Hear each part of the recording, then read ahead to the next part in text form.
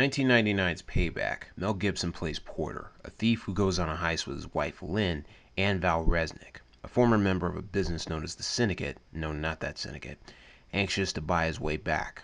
Porter helps steal $140,000 from the Triads, only to be double-crossed by both his partner and his wife, who shoots him twice in the back. And the only reason she betrays Porter is because of his association with another woman named Rosie, played by Maria Bello.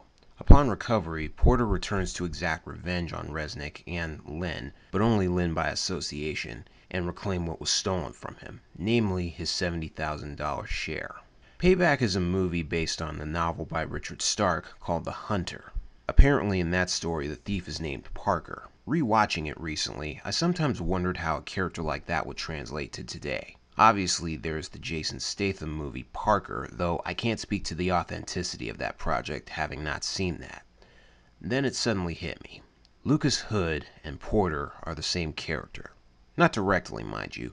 I doubt that Alan Ball or Greg Yataines were thinking of Parker from Richard Stark, much less Porter, when they designed the character of Lucas Hood. Yet Hood shares a few things in common with Porter, minus the whole pretending to be a cop situation. I'll explain why in a moment, but first, a preamble.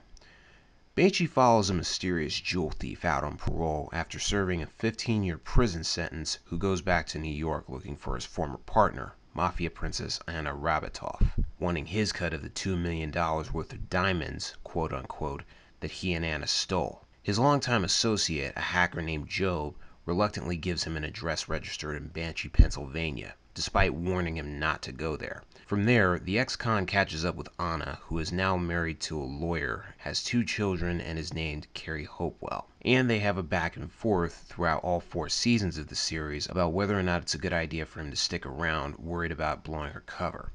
In the midst of this, while contemplating his next move at a bar and grill, the ex-con witnesses the murder of Lucas Hood, an outsider sheriff from Oregon, to be sworn into the Banshee Sheriff's Department, brought in initially to deal with Amish mobster Kai Proctor. The ex-con kills Hood's murderers and apologizes to the dying Hood seconds before he expires. He and Sugar Bates, former prizefighter and the bar's owner, who also did time, decide to bury both Hood and his killers. And in order to cover up the fact that Sheriff Hood is dead, the ex-con, with some help from Job, assumes the identity of Lucas Hood as he's sworn in as sheriff. He also decides to stick around because we find out that Gordon and Carrie's daughter, Dava Hopewell, is actually Lucas Hood's illegitimate daughter.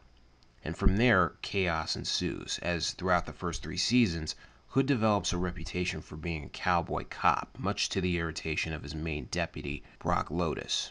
Despite being as different as a revenge thief and an infiltration specialist can be, and despite being designed for completely different media, Porter and Lucas Hood have a few things in common, both character-wise and from a writing standpoint. Both their stories involve a thief out for revenge for a wrong that was committed against them, and said wrongs are committed over a woman each respective character is seeing.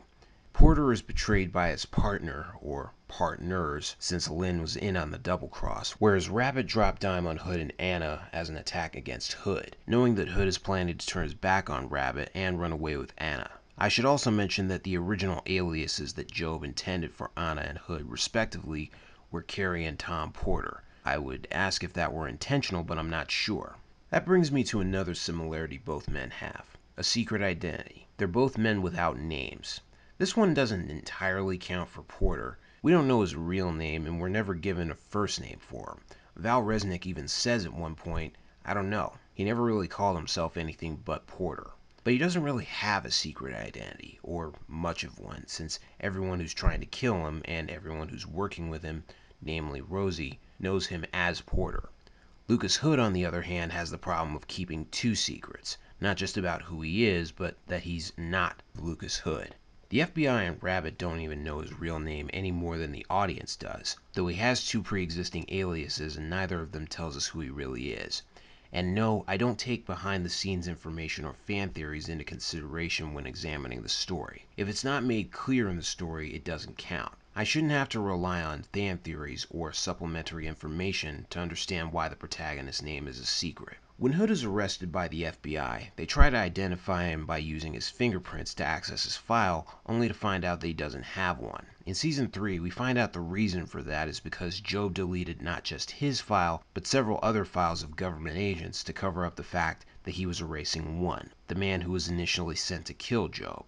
Speaking of which, both men have a history with the military that tells us where each man learned to fight. In Payback, Porter has what appears to be a Marine Corps tattoo on his bicep, and when Lynn's dealer shows up and gives him a hard time, Porter hits him several times in his ribs while his back is turned. So I guess I can deduce that Porter was in the Corps at one point before becoming a thief, but I'm not entirely sure. In the pilot for Banshee, when Brock Lotus takes Lucas on a tour of the Banshee streets, they get into a confrontation with some of Kai Proctor's employees, during which Hood proceeds to lay nearly every single one of them out. Brock tells Emmett Yonners, another deputy, that Hood went through them like weed. Emmett seems to think that Brock has a problem with the fact that the quote-unquote new sheriff knows how to fight. Brock responds with, "That wasn't a fight, it was combat." At the end of Season 2, Lucas is referred to by the nickname Soldier Boy.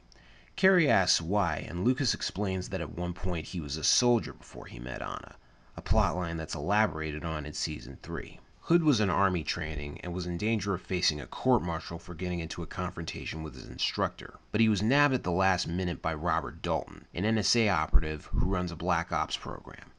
His eventually being sent to kill Job is the incident that led to Hood defecting and Job erasing his file ID and fingerprints under the pretense of deleting several others. After he's arrested for the diamond heist, the FBI agent who interrogates Hood, or John Smith, suspects that he has special forces training. And it's implied in Season 1 that the 15 years he spent in prison is where he learned to fight dirty. The main rooster for the prison, the albino, tries to make him one of his regulars as a favor to Rabbit, and Hood responds by cutting him off at the knees and breaking his neck. We also find out that Hood's father, Dennis, was abusive to both him and his mother, and Dalton forces Lucas to admit that he killed Dennis. Incidentally, Lucas and his father were really big into model airplanes. We don't really know anything about Porter's father, but he says to Fairfax and Carter, "My dad never bought me a Ferrari. I had to steal my first one."